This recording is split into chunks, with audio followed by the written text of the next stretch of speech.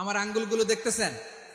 এদিকে কয় আঙ্গুল, এদিকে কয় আঙ্গুল, মোট কয় আঙ্গুল? বিশ্বনবী বলেন ওয়াসাব্বাকা বাইনা আসাবিহি, এই ডান হাতের 5 আঙ্গুল বাম হাতের 5 আঙ্গুলের ভিতরে সবাই এরকম ঢুকান্ত, ঢুকা এরকম চাপ মারেন। এবার দেখেন মজবুত কিনা। সুবহানাল্লাহ পড়বেন না?